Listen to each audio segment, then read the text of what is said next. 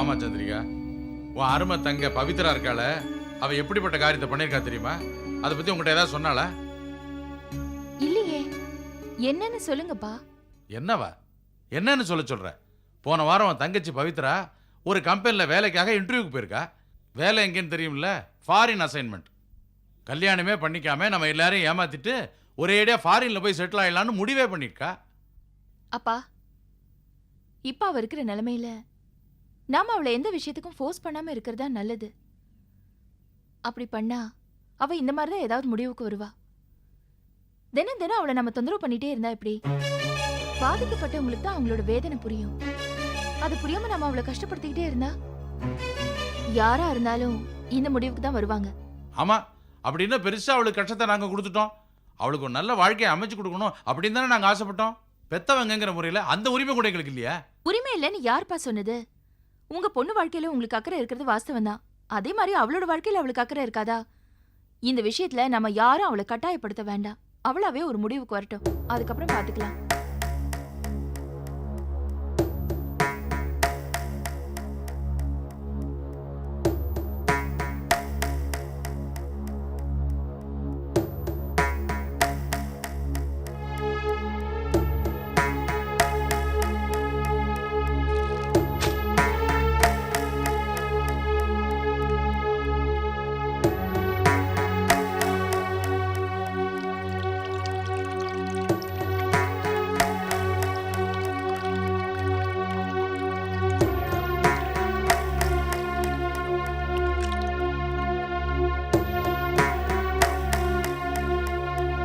பவித்ரா, காலையில உனக்கு RR international கம்பெனில இருந்து ஃபோன் வந்துச்சு.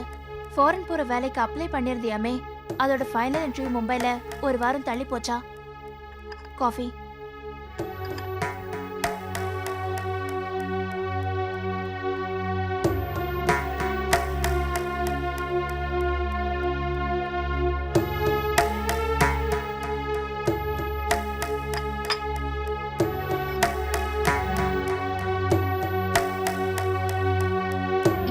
பவித்ரா சம்பந்தப்பட்ட விஷயம். அதனால நாம யாரும் இதுல தலையிட வேண்டாம்.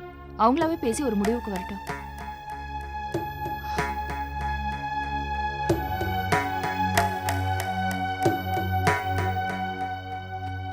எனக்கா? பவி, எல்லாத்தையும் கேள்விப்பட்டேன். இது நீயும் ஜீவாவும் சம்பந்தப்பட்ட விஷயம். இதுல நாங்க ஒண்ணு கருத்து சொல்ல விரும்பல. நீயும் ஜீவாவும் கலந்து பேசி என்ன பண்ணா நல்லா இருக்கும்னு கரெக்டா டிசைட் பண்ணிக்கங்க. நான் ஜீவாவுக்கு ஃபோன் பண்ணி வர சொல்றேன்.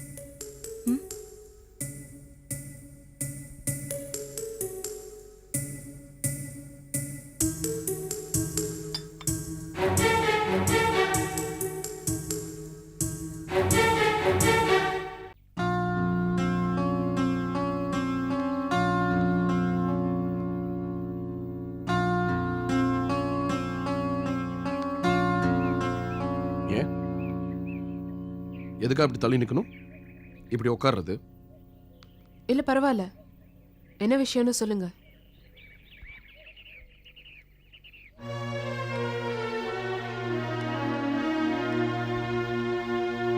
What's your problem Pavithra? ஏன் இப்படி என்கிட்ட இந்த விலகி போற?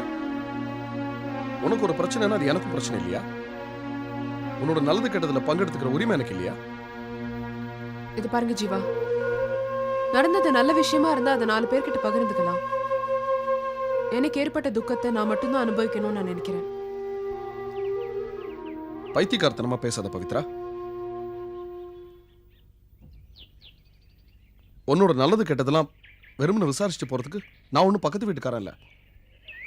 உன் கூட லைஃப் முழுக்க சேர்ந்து வாழ போறவன். ஸோ எல்லாத்துலேயும் பங்கெடுத்துக்கிறதுக்கு எல்லா உரிமையும் எனக்கு இருக்கு. வேண்டாம் ஜீவா, என் கூட பழகின தோஷத்துக்காக நீங்களும் ஏன் வேதனை அனுபவிக்கிறீங்க? எது வேதனை? நீ இப்படி என்ன பிரிச்சு பேசுறதா எனக்கு வேதனையா இருக்கு பவித்ரா. உனக்கு இன்னைக்கு இப்படி ஒரு நிலைமை ஏற்பட்டிருக்குன்னா அது காரணமே நான் தான்றதை மறந்துடாத. அப்படி சொல்லாதீங்க. என் தலைவிதியில் அப்படி எழுதியிருக்குன்னா அதுதான் நடக்கும். அதுக்கு யாரையும் காரணம் காட்ட நான் விரும்பல. சரி, நடந்தது தலைவிதியாவே இருக்கட்டும். நடக்க போற கல்யாணத்தை எதுக்காக நிறுத்தணும்? ஏன்னா கல்யாணங்கிற விஷயத்துக்கு நான் தகுதி இல்லாதவ.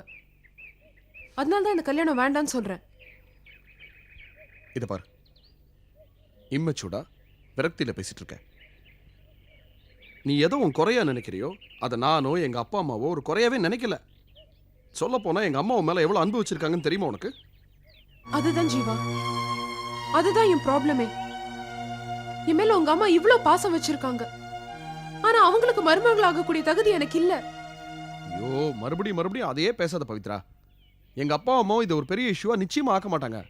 இல்ல ஜீவா, அப்பா அம்மா எப்பவுமே தம் பிள்ளைக்கு கல்யாணம் நடந்து குழந்தை குட்டிங்க பெத்து நல்லபடியா வாழணும் தான் நினைப்பாங்க.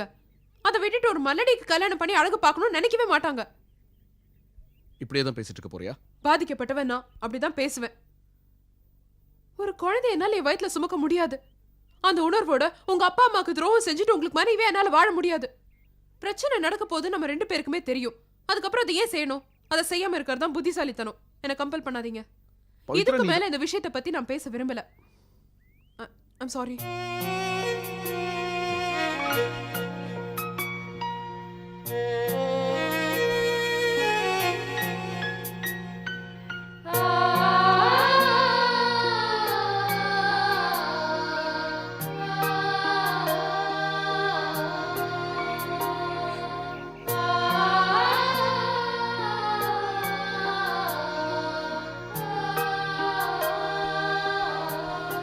ஜீவா, பவி என்ன சொன்னா?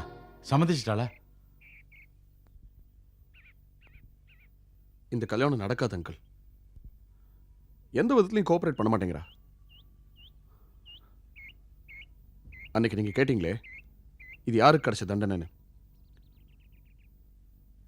எனக்கு கிடைச்ச தண்டனை தான். எனக்கு நல்லது பண்றதா நினைச்சு பெரிய தண்டனையா கொடுத்துட்டா. ஆஹா, இல்லப்பா, நான் வேணா அவட்ட பேசுறேன். இதை பாருங்க, இது உங்க தப்போ அவ தப்போ இல்ல, என்னோட தப்பு. நான் காதலிச்சதே தப்பு.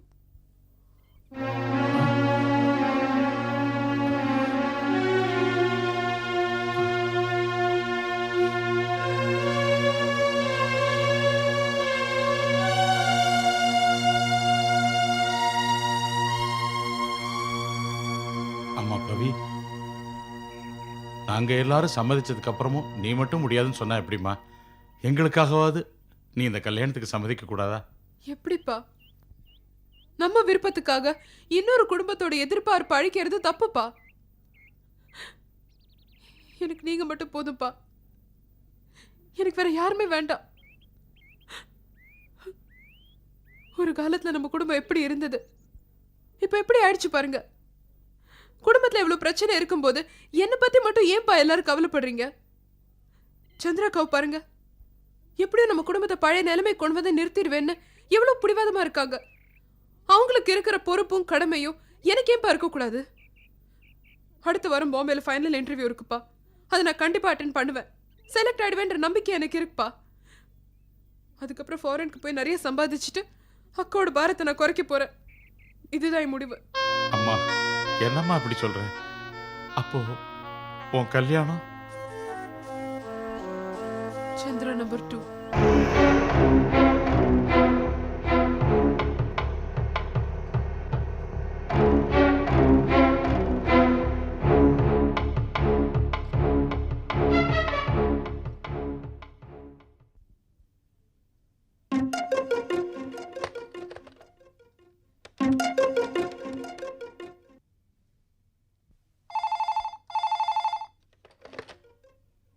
ஹலோ, நான் சுமி பேசுறேன்.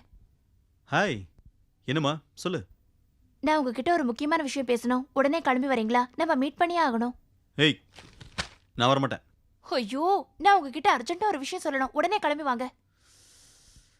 அம்மா தாயே, நீ எது சொன்னாலும் நான் கேட்குறேன். ஆனா தயவு செஞ்சு எதுவா இருந்தாலும் ஃபோன்லயே சொல்லு. இப்ப நான் சொல்றதை நீங்க கேட்க போறீங்களா இல்லையா? ஏய், என்ன விளையாடுறியா? போன வாட்டி கூட இதே மாதிரி தான் அர்ஜென்ட்டா வாங்கன்னு ஃபோன் பண்ணி என்னை கூப்பிட்ட. நானும் பதறி அடிச்சு போய் அங்கே ஓடி வந்தா கையில் ஒரு முழம் மல்லிப்பூவை கொடுத்து என் தலையில் இதை வச்சு விடுறீங்களா அப்படின்னு கேட்டேன். இப்போ என்ன, ஏதாவது புதுசாக ஸ்டிக்கர் போட்டு வாங்கி வச்சிருக்கியா? நான் வந்து உன் நெத்தியில் வச்சு விடணுமா என்ன? பவித்ரா கன்ஃபார்மா கல்யாணமா வேண்டான்னு சொல்லிட்டா. இவ்வளவு நாளா நம்ம வெயிட் பண்ணதெல்லாம் வேஸ்டா போச்சுங்க. இனிமே நம்ம வெயிட் பண்ணவே கூடாது. உடனே எங்க அப்பா அம்மாவை மீட் பண்ணி நம்ம கல்யாணத்தை சீக்கிரமா முடிக்கிற வழியை பாருங்க. புரியுதா? என்ன சுமித்ரா இப்படிலாம் பேசிட்டு இருக்க? நம்ம கல்யாணம் தான் ஆல்ரெடி கன்ஃபார்ம் ஆயிடுச்சுல்ல, அதை பத்தி நீ ஏன் கவலைப்படுற? அதுவும் இல்லாம உங்க வீட்ல இந்த மாதிரி ஒரு சுச்சுவேஷன் இருக்கிறப்போ நம்ம கல்யாணத்தை பத்தி எப்படி பேச முடியும்? பவித்ரா தான் அவளுக்கு கல்யாணம் வேண்டாம் அது இதுன்னு ஏதோ ஒரு வெறுப்புல பேசியிருப்பாமா. இந்த மாதிரி இருக்கும்போது நம்ம கல்யாணத்தை பத்தி உங்க வீட்ல பேசினா அது நல்லாவா இருக்கும்? பவித்ராவோட முடிவுக்காக நம்ம வெயிட் பண்ண மாதிரி ஆயிடாது? இங்க பாரு சுமித்ரா, நீ வெயிட் பண்ணாதான் இவ்வளவு நாள் வெயிட் பண்ண, இன்னும் கொஞ்ச நாள் வெயிட் பண்ண கூடாதா? எல்லாம் நல்லபடியா முடிஞ்சிடும். இது பாருங்க, இதுக்கு மேல எல்லாம் என்னால பொறுத்துட்டு இருக்க முடியாது. இப்பவே எங்க வீட்ல 2 பேர் கல்யாணமே வேண்டான்னு சொல்லிட்டாங்க. நீங்க இப்படியே லேட் பண்ணிட்டு போனீங்கன்னு வைங்க, நானும் அந்த லிஸ்ட்ல சேர்ந்துருவேன். அதனால யோசிச்சு நல்ல முடிவை எடுங்க.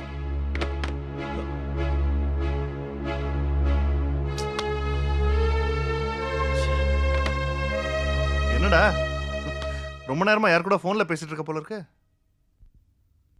வேற யாரு? சுமித்ரா தான். என்னவா? அவங்க வீட்ல பவித்ரா கல்யாணமே பண்ணிக்க மாட்டேன்னு டிசைட் பண்ணிட்டா போல இருக்கு. அதுக்குள்ள இவ இவ்வளவு நாளா நம்ம வெயிட் பண்ணதெல்லாம் வேஸ்ட், சீக்கிரமா நம்ம கல்யாணத்தை முடிங்க, இல்லனா நான் கன்னியாஸ்திரியா போயிடுவேன்னு புலம்பிட்டு இருக்கா. என்னடா இது? பவித்ரா கல்யாணம் பண்ணிக்க மாட்டாளாம், இவ கன்னிகாஸ்திரியா போறாளாம். ஏன் அவங்க ஃபேமிலிக்கு மட்டும் கஷ்டம் மேல கஷ்டம் வந்துட்டே இருக்கு? யார் முகத்திலையும் சிரிப்பையே காணோம். சந்திராவை நினைச்சாதான் எனக்கு ரொம்ப கஷ்டமா இருக்குடா. அவங்க ஃபேமிலியில இவ்வளவு கஷ்டம் இருக்கும்போது இவ என்னடா இவ கல்யாணம் மட்டும் நடந்தா போதுன்னு இப்படி குதிக்கிறா? என்ன ஆள்டா? டேய், அவ நினைக்கிறதுல தப்பு எதுவும் இல்லையடா. என்னது? நான் சொல்றேன் கேளு. செடியில ஒரு பூ வாடிடுச்சுன்னு வச்சுக்கேன், மத்த பூவெல்லாம் பூக்காம இருக்கிறது இல்லையா? ஐயோ அண்ணா, டேய் டேய் அட்வைஸா?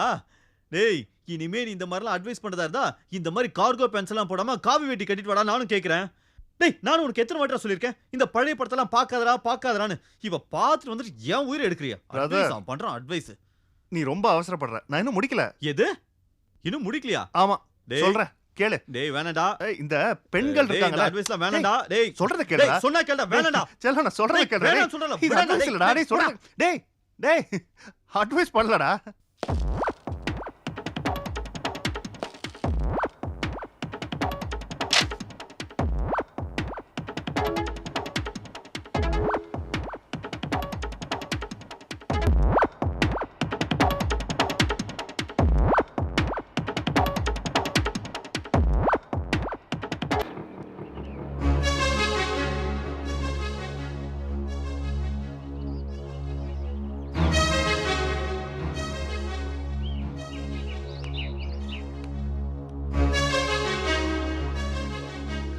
வாங்க வாங்க.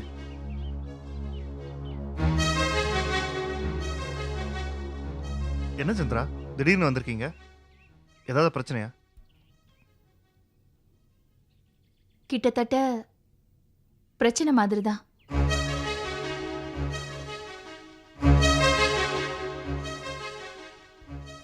என்னாச்சு? ஏதாவது ப்ராப்ளமா? எல்லாம் பவித்ரா மேட்ரு தான். அவ பிரச்சனை தான் தீரவே மாட்டேங்குது. பவித்ரா அவ முடிவுல இருந்து மாறுறதா இல்ல, கல்யாணமே பண்ணிக்கிறதா இல்லையா.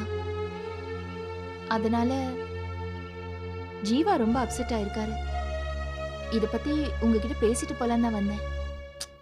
இந்த விஷயம் தான் எங்களுக்கு ஏற்கனவே தெரியுமே. எப்படி எப்படி தெரியும்? கொஞ்ச நேரத்துக்கு முன்னாடி தான் சுமித்ரா ஃபோன் பண்ணாங்க, எல்லாமே டீடைல்டா சொல்லிட்டாங்க. இந்த பிரச்சனைனால தன்னோட கல்யாணம் தள்ளி போடுமோன்னு சுமித்ரா ஃபீல் பண்றாங்க போல இருக்கு. இந்த விஷயத்துல என்ன ஹெல்ப் வேணாலும் எங்ககிட்ட தைரியமா கேட்கலாம். அத பத்தி அப்புறமா பேசிக்கலாம். எனக்கு இப்ப இருக்கிற கவலையெல்லாம் ஜீவாவை பத்தி தான். ஆக்சிடென்ட் நடந்ததுக்கு தான் தான் காரணம்னு ரொம்ப ஃபீல் பண்ணிட்டு இருக்காருன்னு நினைக்கிறேன். பவித்ரா வேற கன்ஃபார்ம்டா கல்யாணம் நடக்காதுன்னு சொல்லிட்டா. இதனால ஜீவா ரொம்ப மனசுடைஞ்சு போயிருப்பாருன்னு நான் நினைக்கிறேன். இந்த விஷயத்துல தப்பா ஏதாவது முடிவெடுத்துருவாரோன்னு பயமா இருக்கு. அவரை நேர்ல பார்த்து கொஞ்சம் ஆறுதல் சொன்னா பெட்டரா இருக்குன்னு தோணுது. எனக்கும் இதான் நல்லதுன்னு தோணுது. ஜெகதீஷ், இப்போ ஜீவாவை நான் அவசரமா பார்த்தாகணும். இப்போ நான் உங்க வீட்டுக்கு போனா கண்டிப்பா அவங்க என்னை ஜீவாவை பார்க்க விட மாட்டாங்க. நீங்க என் கூட வந்தா கொஞ்சம் ஹெல்ப்பா இருக்கும். வர முடியுமா? No formalities. இது கூட செய்யலன்னா எப்படி? தாராளமா போலாம். டே பிரதீப், நான் பாத்துக்கிறேன், நீ கிளம்புடா முதல்ல.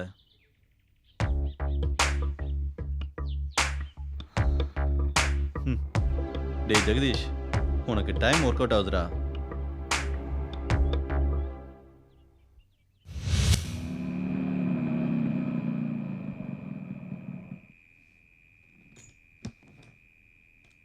ஜெகதீஷ், என்ன சந்திரா? நான் உள்ள வரல. நீங்க போயிட்டு வந்துடுறீங்களா? உள்ள போய் பேசலாமே. இல்ல, ஏற்கனவே பிரச்சனையா இருக்கு. நான் உள்ள வந்தா பிரச்சனை ஜாஸ்தி ஆயிடும். நான் இங்க வெயிட் பண்றேன். நீங்க போய் கூட்டிட்டு வந்துடுறீங்களா? சரி.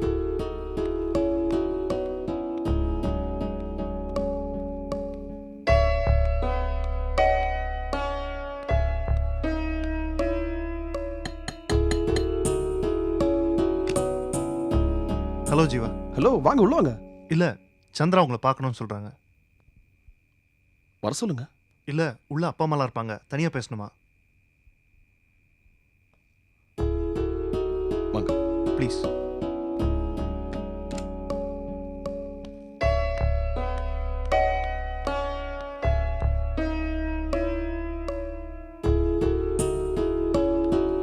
சந்திரா, ஏன் இங்க நின்னுட்டீங்க? உள்ள வாங்க சந்திரா. பரவாயில்ல. நான் பவித்ராவை பத்தி உங்ககிட்ட கொஞ்சம் பேசணும். என்னங்க இருக்கு பேசுறதுக்கு? ஒரு பக்கம் எங்க அம்மா பிரச்சனை பண்றாங்க, ஒரு பக்கம் இவ பிடிவாதம் பிடிக்கிறா. நடுவுல மாட்டிக்கிட்டு நான் என்ன பண்ண முடியும்னு நினைக்கிறீங்க? இல்ல நான் என்ன செய்யணும்னு சொல்லுங்க. தைரியமா இருக்க வேண்டிய நேரத்துல நீங்களே இப்படி எமோஷனல் ஆனா எப்படி? என்னங்க பெரிய தைரியம்? நான் என்னங்க தப்பு பண்ணேன்? பவித்ரா உண்மையா லவ் பண்ண தவிர நான் வேற என்ன தப்பு பண்ணேன்னு சொல்லுங்க. எனக்கே இப்படிலாம் நடக்குது. கல்யாணம்லாம் பேசி முடிஞ்சதுக்கு அப்புறம் இப்படிலாம் நடக்குதுன்னா விதின்னு சொல்லாம வேற என்ன சொல்ல சொல்றீங்க? ஏன் ஜீவா இப்படி பேசுறீங்க? இப்ப எல்லாம் முடிஞ்சு போச்சா என்ன? அன்னைக்கு ஏதோ அவ டென்ஷன்ல இருந்தா அப்படி பேசிட்டா. அதை போய் நீங்க பெருசா எடுத்துக்கலாமா? இல்லைங்க, எல்லாம் முடிஞ்சுதாங்க போச்சு. இனி எதுவும் நடக்காது. Relax Jeeva, don't worry. Time எல்லாத்தையும் சரி பண்ணோம், வெயிட் பண்ணுங்க. இல்ல ஜெகதீஷ், உங்களுக்கு தெரியாது. பவித்ரா பத்தி எனக்கு தான் தெரியும். இதுக்கு முன்னாடி இந்த மாதிரி பவித்ரா என்கிட்ட பேசினதே கிடையாது. அன்னைக்கு எவ்வளவு தீர்மானமா எவ்வளவு எமோஷனலா பேசினான்னு உங்களுக்கு தெரியுமா? நடக்காது ஜெகதீஷ், சத்தியமா சொல்றது நடக்காது. ஜீவா, என் மேல உங்களுக்கு நம்பிக்கை இருக்கா இல்லையா? நம்பிக்கை இருக்கா இல்லையா சொல்லுங்க. என்னங்க கேள்வி இது? நான் என்ன விட உங்களை தாங்க ஜாஸ்தி நம்புறேன். அப்போ இந்த விஷயத்தை இதோட விட்டுருங்க. எல்லாத்தையும் நான் பாத்துக்கிறேன். இதுக்கு ஒரு நல்ல முடிவை நான் உங்களுக்கு ஏற்படுத்தி கொடுக்கறேன். அது வரைக்கும் நீங்க கொஞ்சம் பொறுமையா இருக்கணும். புரிஞ்சுக்குங்க ப்ளீஸ். ரிலாக்ஸ் ஜீவா.